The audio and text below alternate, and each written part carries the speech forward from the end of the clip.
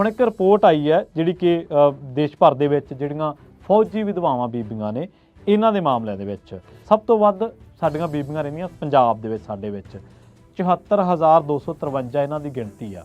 ਪਰ ਇਹਦੇ ਨਾਲ ਖਾਸ ਗੱਲ ਇਹ ਹੈ ਕਿ ਇਹਦੇ ਬਾਰੇ ਸਰਕਾਰ ਨੇ ਖੁਦ ਇਹ ਗੱਲ ਕਨਫੈਸ ਕੀਤੀ ਹੈ, ਖੁਦ ਇਹ ਗੱਲ ਮੰਨੀ ਹੈ ਕਿ ਹਾਂ ਇਹ ਚੀਜ਼ ਹੈ। ਸਤਿ ਸ਼੍ਰੀ ਅਕਾਲ, ਤੁਸੀਂ ਜੁੜੇ ਹੋਏ ਹੋ ਪੰਜਾਬੀ ਰੇਡੀਓ USA ਦੇ ਨਾਲ ਤੇ ਪ੍ਰੋਗਰਾਮ ਸਪੈਸ਼ਲ ਰਿਪੋਰਟ ਦੇ ਵਿੱਚ ਤੁਹਾਡਾ ਸਾਰਿਆਂ ਦਾ ਸਵਾਗਤ ਹੈ। ਅਕਸਰ ਹੀ ਆਪਾਂ ਦੇਖਦੇ ਹਾਂ ਕਿ ਕੇਂਦਰ ਸਰਕਾਰ ਚਾਹੇ ਕੋਈ ਵੀ ਹੋਵੇ, ਕਾਂਗਰਸ ਹੋਵੇ ਚਾਹੇ ਮੋਦੀ ਸਰਕਾਰ ਚਾਹੇ ਭਾਜਪਾ ਦੀ ਹੈ, ਜਦੋਂ ਵੀ ਪੰਜਾਬੀ ਕੋਈ ਹੱਕ ਮੰਗਦੇ ਨੇ, ਆਪਣੀ ਗੱਲ ਰੱਖਦੇ ਨੇ, ਚਾਹੇ ਉਹ ਰਾਜਧਾਨੀ ਦਾ ਮਸਲਾ ਹੋਵੇ, ਪੰਜਾਬੀਆਂ ਦਾ ਆਪਣਾ ਕੋਈ ਪਾਣੀ ਦਾ ਮਸਲਾ ਹੋਵੇ ਜਾਂ ਪੰਜਾਬ ਦੇ ਨਾਲ ਰਿਲੇਟਡ ਕੋਈ ਵੀ ਮਸਲਾ ਹੋਵੇ, ਵੱਧ ਰਾਜਾਂ ਦੇ ਅਧਿਕਾਰਾਂ ਦੀ ਗੱਲ ਹੋਵੇ, ਫੈਡਰਲਿਜ਼ਮ ਦੀ ਗੱਲ ਹੋਵੇ, ਤਾਂ ਉਦੋਂ ਪੰਜਾਬੀਆਂ ਦੇ ਕਿਰਦਾਰ ਖੁਸ਼ੀ ਕੀਤੀ ਜਾਂਦੀ ਹੈ। ਪੰਜਾਬੀਆਂ ਦੇ ਬਾਰੇ ਇਹ ਕਿਹਾ ਜਾਂਦਾ ਕਿ ਇਹ ਐਂਟੀ ਨੈਸ਼ਨਲਿਸਟ ਨੇ, ਦੇਸ਼ ਧਰੋਹੀ ਨੇ ਤੇ ਇਹ ਹਮੇਸ਼ਾ ਇਹ ਦੇਸ਼ ਨੂੰ ਤੋੜਨਾ ਚਾਹੁੰਦੇ ਨੇ ਜਾਂ ਭਾਰਤ ਨੂੰ ਨੁਕਸਾਨ ਪਹੁੰਚਾਉਣਾ ਚਾਹੁੰਦੇ ਨੇ। ਪਰ ਅੱਜ ਦੀ ਇਸ ਰਿਪੋਰਟ ਦੇ ਵਿੱਚ ਆਪਾਂ ਤੁਹਾਨੂੰ ਉਹ ਗੱਲ ਦੱਸਾਂਗੇ ਜਿਹਦੇ ਤੋਂ ਪੰਜਾਬੀਆਂ ਦੀ ਜਿਹੜੀ ਦੇਸ਼ ਸੇਵਾ ਦੀ ਭਾਵਨਾ ਉਹ ਤਾਂ ਪ੍ਰਤੱਖ ਹੁੰਦੀ ਹੈ, ਪ੍ਰਤੱਖ ਨੂੰ ਪ੍ਰਮਾਣ ਦੀ ਜ਼ਰੂਰਤ ਨਹੀਂ ਹੈ। ਪਰ ਇਹਦੇ ਨਾਲ ਖਾਸ ਗੱਲ ਇਹ ਹੈ ਕਿ ਇਹਦੇ ਬਾਰੇ ਸਰਕਾਰ ਨੇ ਖੁਦ ਇਹ ਗੱਲ ਕਨਫੈਸ ਕੀਤੀ ਹੈ, ਖੁਦ ਇਹ ਗੱਲ ਮੰਨੀ ਹੈ ਕਿ ਹਾਂ ਇਹ ਚੀਜ਼ ਹੈ। ਤੇ ਮੇਰਾ ਖਿਆਲ ਹੈ ਕਿ ਉਸ ਤੋਂ ਬਾਅਦ ਇਹ ਜਿਹੜੀ ਰਿਪੋਰਟ ਹੈ ਉਹਨਾਂ ਲੋਕਾਂ ਨੂੰ ਇੱਕ ਲਾਹਨਤ ਵਾਂਗ ਆ, ਇੱਕ ਮੂੰਹ ਤੇ ਚਪੇੜ ਵਾਂਗ ਹੈ ਕਿ ਜਿਹੜੇ ਲੋਕ ਹਮੇਸ਼ਾ ਪੰਜਾਬੀਅਤ ਦੀ, ਪੰਜਾਬ ਦੀ ਜਾਂ ਪੰਜਾਬ 'ਚ ਵਸਦੇ ਸਿੱਖਾਂ ਦੀ ਕਿਰਦਾਰਕੁਸ਼ੀ ਕਰਨ ਨੂੰ ਕਿਸੇ ਨਾ ਕਿਸੇ ਤਰੀਕੇ ਰਾਹੀਂ ਤਿਆਰ ਹੀ ਰਹਿੰਦੇ ਨੇ। ਆਪਾਂ ਦੇਖਿਆ ਨਾ ਕਿਸਾਨੀ ਅੰਦੋਲਨ ਦੇ ਵਿੱਚ ਕਿੰਨਾ ਕੁਛ ਕੀਤਾ ਇਹਨਾਂ ਲੋਕਾਂ ਨੇ, ਪਰ ਬਾਅਦ ਦੇ ਵਿੱਚ ਉਹ ਝੂਠੇ ਸਾਬਤ ਹੋਏ, ਬਾਅਦ ਦੇ ਵਿੱਚ ਉਹਨਾਂ ਨੂੰ ਸਾਰਾ ਕੁਝ ਵਾਪਸ ਕਰਨਾ ਪਿਆ, ਵਾਪਸ ਲੈਣੇ ਪਏ ਸ਼ਬਦ ਤੱਕ ਵੀ। ਹੁਣ ਇੱਕ ਰਿਪੋਰਟ ਆਈ ਹੈ ਜਿਹੜੀ ਕਿ ਦੇਸ਼ ਭਰ ਦੇ ਵਿੱਚ ਜਿਹੜੀਆਂ ਫੌਜੀ ਵਿਧਵਾਵਾਂ ਬੀਬੀਆਂ ਨੇ ਇਹਨਾਂ ਦੇ ਮਾਮਲਿਆਂ ਦੇ ਵਿੱਚ। ਹੁਣ ਇਹਨਾਂ ਦੀ ਗਿਣਤੀ ਜਿਹੜੀ ਹੈ ਦੇਸ਼ ਭਰ ਦੇ ਵਿੱਚ ਫੌਜੀ ਜਿਹੜੇ ਜਵਾਨ ਸ਼ਹੀਦ ਹੋ ਗਏ ਵੱਖ-ਵੱਖ ਥਾਵਾਂ ਤੇ, ਚਾਹੇ ਉਹ ਕਿਸੇ ਦਹਿਸ਼ਤਗਰਦ ਹਮਲੇ ਦਾ ਸ਼ਿਕਾਰ ਹੋ ਗਏ, ਚਾਹੇ ਉਹ ਬਾਰਡਰ ਤੇ ਗੋਲੀ ਦਾ ਸ਼ਿਕਾਰ ਹੋ ਗਏ, ਚਾਹੇ ਉਹ ਕਿਸੇ ਹਾਦਸੇ ਦਾ ਸ਼ਿਕਾਰ ਹੋ ਗਏ, ਉਹਨਾਂ ਦੀ ਗਿਣਤੀ ਦੇਸ਼ ਭਰ ਦੇ ਵਿੱਚ 6,98,252 ਹੈ। ਇਹਨਾਂ ਦੇ ਵਿੱਚੋਂ 3 ਲੱਖ ਦੇ ਕਰੀਬ ਜਿਹੜੀਆਂ ਵਿਧਵਾਵਾਂ ਨੇ, ਬੀਬੀਆਂ, ਸਾਡੀਆਂ ਭੈਣਾਂ, ਸਾਡੀਆਂ ਮਾਤਾਵਾਂ ਜਿਨ੍ਹਾਂ ਦੇ ਸਿਰ ਦੇ ਸਾਏ ਇਸ ਦੁਨੀਆ ਦੇ ਵਿੱਚ ਨਹੀਂ ਰਹੇ, ਉਹ ਉੱਤਰ ਪੱਛਮੀ ਭਾਰਤ ਦੇ ਵਿੱਚ ਰਹਿੰਦੀਆਂ ਤੇ ਇਹਨਾਂ ਦੇ ਵਿੱਚ ਪੰਜਾਬ, ਹਰਿਆਣਾ, ਹਿਮਾਚਲ ਪ੍ਰਦੇਸ਼, ਕਸ਼ਮੀਰ, ਰਾਜਸਥਾਨ, ਉੱਤਰਾਖੰਡ, ਦਿੱਲੀ ਤੇ ਚੰਡੀਗੜ੍ਹ ਸ਼ਾਮਲ ਆ। ਇਹਨਾਂ ਦੇ ਵਿੱਚੋਂ ਸਭ ਤੋਂ ਵੱਧ ਉੱਤਰ ਪੱਛਮੀ ਇਲਾਕੇ ਦੇ ਵਿੱਚੋਂ ਜਿੰਨੀਆਂ ਰਾਜਾਂ ਦੇ ਆਪਾਂ ਨਾਂ ਲਏ ਆ, ਸਭ ਤੋਂ ਵੱਧ ਸਾਡੀਆਂ ਬੀਬੀਆਂ ਰਹਿੰਦੀਆਂ ਪੰਜਾਬ ਦੇ ਵਿੱਚ। ਸਾਡੇ ਵਿੱਚ 74,253 ਇਹਨਾਂ ਦੀ ਗਿਣਤੀ ਆ, ਜਿਹੜੀ ਕਿ ਹਰਿਆਣਾ, ਹਿਮਾਚਲ, ਜੰਮੂ ਕਸ਼ਮੀਰ, ਰਾਜਸਥਾਨ, ਉੱਤਰਾਖੰਡ, ਦਿੱਲੀ ਤੇ ਚੰਡੀਗੜ੍ਹ ਦੇ ਨਾਲੋਂ ਸਾਰਿਆਂ ਨਾਲੋਂ ਵੱਧ ਆ। ਇਸ ਤੋਂ ਬਾਅਦ ਦੂਜੇ ਨੰਬਰ ਤੇ ਕੇਰਲਾ ਆਉਂਦਾ, ਤੀਜੇ ਨੰਬਰ ਤੇ ਉੱਤਰ ਪ੍ਰਦੇਸ਼ ਆਉਂਦਾ ਜਿਨ੍ਹਾਂ ਦੇ ਵਿੱਚ ਇਹੀ ਗਿਣਤੀ 69,507, 68,815 ਹੈ। ਇਸ ਤੋਂ ਬਾਅਦ ਹਰਿਆਣਾ ਦੀ ਗਿਣਤੀ ਆਉਂਦੀ ਹੈ, ਔਰ ਹਰਿਆਣਾ ਨੂੰ ਅਸੀਂ ਕੋਈ ਬਾਹਲਾ ਜੁਦਾ ਕਰਕੇ ਨਹੀਂ ਦੇਖਦੇ, 1966 ਤੋਂ ਬਾਅਦ ਹੀ ਬਣਿਆ, ਉਹ ਵੀ ਪੰਜਾਬ ਦਾ ਹਿੱਸਾ ਹੈ। ਇਹਦੀ ਗਿਣਤੀ 53,546 ਹੈ। ਉੱਤਰਾਖੰਡ ਦੇ ਵਿੱਚ 48,924 ਹੈ, ਰਾਜਸਥਾਨ ਦੇ ਵਿੱਚ 44,000, ਹਿਮਾਚਲ ਪ੍ਰਦੇਸ਼ ਦੇ ਵਿੱਚ 39,000, ਜੰਮੂ ਕਸ਼ਮੀਰ ਦੇ ਵਿੱਚ 21,000 ਸਮਥਿੰਗ, ਦਿੱਲੀ ਦੇ ਵਿੱਚ 14,000 ਤੇ ਚੰਡੀਗੜ੍ਹ ਦੇ ਵਿੱਚ 2600, 2040 ਇਹ ਜਿਹੜੀ ਗਿਣਤੀ ਹੈ। ਇਹਦਾ ਖੁਦ ਜਿਹੜੀ ਗੱਲ ਕਹੀ ਹੈ ਇਹ ਕਹੀ ਹੈ ਸੰਸਦ ਮੈਂਬਰ ਸੁਨੀਲ ਦੱਤਾ ਰੇ ਤਤਕਰੇ ਨੇ। ਉਹਨਾਂ ਨੇ ਸਾਬਕਾ ਫੌਜੀਆਂ ਦੀ ਭਲਾਈ ਦੇ ਲਈ ਸਰਕਾਰ ਜਿਹੜੇ ਕੰਮ ਕਰ ਰਹੀ ਹੈ ਉਹਨਾਂ ਦੇ ਬਾਰੇ ਜਦੋਂ ਉਹਨਾਂ ਨੂੰ ਸਵਾਲ ਹੋਇਆ ਤਾਂ ਉਹਨਾਂ ਨੇ ਕਿਹਾ ਕਿ ਜਿਹੜੀ ਸਰਕਾਰ ਆ ਉਹ ਵਿਧਵਾਵਾਂ ਨੂੰ ਪਰਿਵਾਰਕ ਪੈਨਸ਼ਨਾਂ ਦੇ ਰਹੀ ਹੈ ਜਿਹੜੀਆਂ ਕਿ ਹੱਕਦਾਰ ਨੇ।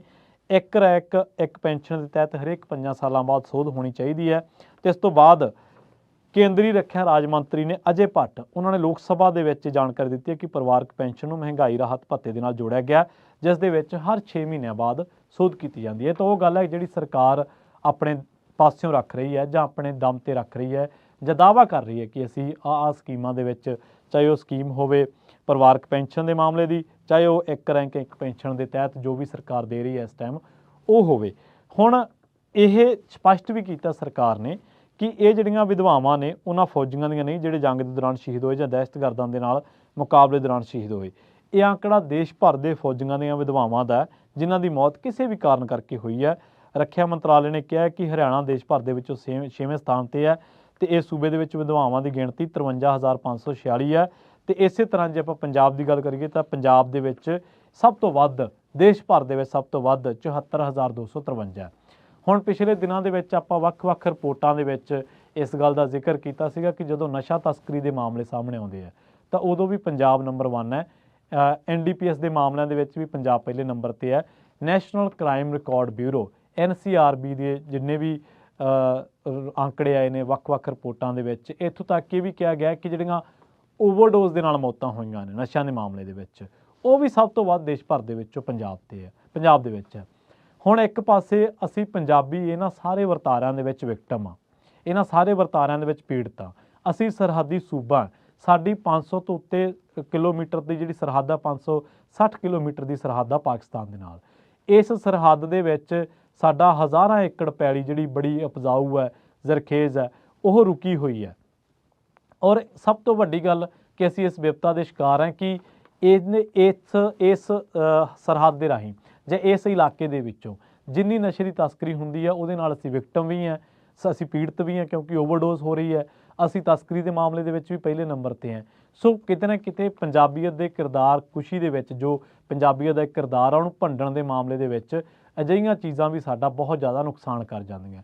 ਔਰ ਦੂਜੀ ਗੱਲ, ਕਿਉਂਕਿ ਅਸੀਂ ਆਪਣੀ ਗੱਲ ਰੱਖਣ ਵਾਲੇ ਲੋਕ ਹਾਂ, ਆਪਣੀਆਂ ਮੰਗਾਂ ਮੰਨਣ ਵਾਲੇ ਲੋਕ ਹਾਂ, ਆਪਣੇ ਹੱਕ ਛੱਡਣ ਵਾਲੇ ਲੋਕ ਨਹੀਂ ਹੈ। ਤੇ ਇਸ ਕਰਕੇ ਜਦੋਂ ਦਿੱਲੀ ਦੇ ਨਾਲ ਜਦੋਂ ਕਦੇ ਵੀ, ਚਾਹੇ ਉਹ 80 ਦੇ ਦਹਾਕੇ ਦੀ ਗੱਲ ਹੋਵੇ ਉਦੋਂ ਮੰਗਾਂ ਰੱਖੀਆਂ ਹੋਣ, ਜਦੋਂ ਕਦੇ ਵੀ ਪੰਜਾਬੀ ਆਪਣੀ ਗੱਲ ਰੱਖਦੇ ਆ ਤੇ ਉਹਨਾਂ ਦੇ ਕਿਰਦਾਰ ਨੂੰ ਦੇਸ਼ ਧਰੋਹੀ ਕਿਰਦਾਰ ਦੇ ਵਿੱਚ ਪੇਸ਼ ਕੀਤਾ ਜਾਂਦਾ ਕਿ ਇਹ ਲੱਗਦਾ ਕਿ ਸ਼ਾਇਦ ਇਹ ਲੋਕ ਸਭ ਤੋਂ ਵੱਡੇ ਦੇਸ਼ ਧਰੋਹੀ ਨੇ। NCRB ਦੀਆਂ ਰਿਪੋਰਟਾਂ ਦੇ ਮੁਤਾਬਕ ਪੰਜਾਬ ਦੀ ਆਬਾਦੀ ਦੇਸ਼ ਭਰ ਦੇ ਵਿੱਚੋਂ ਮਹਿਜ਼ 2 ਪੁਆਇੰਟ ਕੁਛ ਫੀਸਦੀ ਹੈ ਤੇ ਉਹਦੇ ਵਿੱਚੋਂ ਸਭ ਤੋਂ ਵੱਧ ਫੌਜੀ ਵਿਧਵਾਵਾਂ ਪੰਜਾਬ ਦੇ ਵਿੱਚ ਨੇ। ਉੱਥੇ ਸਭ ਤੋਂ ਵੱਧ ਲੋਕ ਨਸ਼ੇ ਤੋਂ ਪੀੜਤ ਨੇ। ਲੋੜ ਤਾਂ ਇਸ ਵੇਲੇ ਨੀਤੀ ਦੀ ਐਸੀ ਦੀ ਹੋਣੀ ਚਾਹੀਦੀ ਸੀ ਜਿਹਦੇ ਨਾਲ ਪੰਜਾਬੀਆਂ ਦੇ ਸੰਕਟ ਦਾ ਕੋਈ ਹੱਲ ਹੁੰਦਾ, ਜਿਹਦੇ ਨਾਲ ਪੰਜਾਬੀਆਂ ਦੀ ਇਸ ਤਕਲੀਫ ਦਾ ਕੋਈ ਹੱਲ ਹੁੰਦਾ, ਪਰ ਇਸ ਤਕਲੀਫ ਦਾ ਕੋਈ ਹੱਲ ਨਹੀਂ ਹੈ ਨਸ਼ੇ ਦੀ ਦਾ। ਤੇ ਦੂਜੇ ਪਾਸੇ ਇੰਨੀਆਂ ਵਿਧਵਾਵਾਂ ਸਾਡੀਆਂ ਭੈਣਾਂ ਜਿਨ੍ਹਾਂ ਦੇ ਸਿਰ ਦੇ ਸਾਏ, ਜਿਨ੍ਹਾਂ ਦੇ ਪੁੱਤ ਕਲੇਜੇ ਦੇ ਟੁਕੜੇ, ਜਿਨ੍ਹਾਂ ਦੇ ਜੰਮੇ ਜਾਏ ਇਸ ਦੁਨੀਆ ਦੇ ਵਿੱਚ ਨਹੀਂ ਰਹੇ, ਜਿਨ੍ਹਾਂ ਦੇ ਪਤੀ ਇਸ ਦੁਨੀਆ ਦੇ ਵਿੱਚ ਨਹੀਂ ਰਹੇ, ਉਹ ਕੋਈ ਸਾਡੀਆਂ ਭੈਣਾਂ ਹੈ, ਕੋਈ ਸਾਡੀਆਂ ਮਾਵਾਂ ਦੇ ਰੂਪ ਦੇ ਵਿੱਚ ਹੈ, ਪਰ ਉਹ ਅੱਜ ਤੱਕ ਉਡੀਕ ਰਹੀਆਂ ਨੇ ਜਾਂ ਉਹਨਾਂ ਨੂੰ ਕੋਈ ਆਸ ਉਮੀਦ ਨਹੀਂ ਹੈ। ਪਰ ਹਲੇ ਵੀ ਪੰਜਾਬੀਆਂ ਨੂੰ ਇੱਕ ਦੇਸ਼ ਭਰ ਦੇ ਵਿੱਚ ਇੱਕ ਅਜਿਹੇ ਦੁਸ਼ਵਾਰੀ ਦਾ, ਇੱਕ ਅਜਿਹੇ ਕਿਰਦਾਰ ਦੇ ਟੈਗ ਦਾ ਸਾਹਮਣਾ ਕਰਨਾ ਪੈਂਦਾ ਜਿਹੜਾ ਕਿ ਉਹਨਾਂ ਦੇ ਕਿਰਦਾਰ ਦੀ ਬਿਲਕੁਲ ਉਲਟ ਹੈ, ਜਿਹੜਾ ਕਿ ਉਹਨਾਂ ਦੀ ਆਦਤ ਦੇ, ਉਹਨਾਂ ਦੇ ਸੁਭਾਅ ਦੀ ਬਿਲਕੁਲ ਉਲਟ ਹੈ। ਸੋ ਇਹ ਰਿਪੋਰਟ ਉਹਨਾਂ ਲੋਕਾਂ ਨੂੰ ਜ਼ਰੂਰ ਭੇਜਿਓ, ਜ਼ਰੂਰ ਫਾਰਵਰਡ ਕਰਿਓ ਜਿਹੜੇ ਲੋਕ ਹਮੇਸ਼ਾ ਕੇਂਦਰ ਸਰਕਾਰ ਦੇ ਪਿੱਛੇ ਲੱਗ ਕੇ ਪੰਜਾਬੀਆਂ ਨੂੰ, ਪੰਜਾਬੀਅਤ ਨੂੰ, ਸਿੱਖਾਂ ਨੂੰ ਭੰਡਣ ਦਾ ਕੋਈ ਨਾ ਕੋਈ ਰਾਹ ਲੱਭਦੇ ਰਹਿੰਦੇ ਨੇ ਤੇ ਉਹਨਾਂ ਦੀ ਕਿਰਦਾਰ ਕੁਸ਼ੀ ਕਰਦੇ ਰਹਿੰਦੇ ਨੇ। ਇਸ ਤੋਂ ਵੀ ਉਲਟ ਤਰਾਸਦੀ ਇਹ ਹੈ ਕਿ ਇਸ ਕਿਰਦਾਰ ਦੇ ਬਾਵਜੂਦ ਪੰਜਾਬੀਆਂ ਨੂੰ, ਸਿੱਖਾਂ ਨੂੰ ਦੇਸ਼ ਦੇ ਵੱਖ-ਵੱਖ ਹਿੱਸਿਆਂ ਦੇ ਵਿੱਚ ਨਫ਼ਰਤੀ ਹਮਲਿਆਂ ਦਾ ਵੀ ਸਾਹਮਣਾ ਕਰਨਾ ਪੈਂਦਾ। ਉਹ ਇਸ ਕਰਕੇ ਕਿਉਂਕਿ ਇੱਕ ਗਲਤ ਨੈਰੇਟਿਵ, ਇੱਕ ਗਲਤ ਬਿਰਤਾਂਤ ਇਹਨਾਂ ਦੇ ਵਿਰੁੱਧ ਸਿਰਜਿਆ ਜਾਂਦਾ ਰਿਹਾ। ਬਹੁਤ ਬਹੁਤ ਧੰਨਵਾਦ। ਜੁੜੇ ਰਹੋ ਪੰਜਾਬੀ ਰੇਡੀਓ ਇਸੇ ਦੇ ਨਾਲ ਪੰਜਾਬੀ TV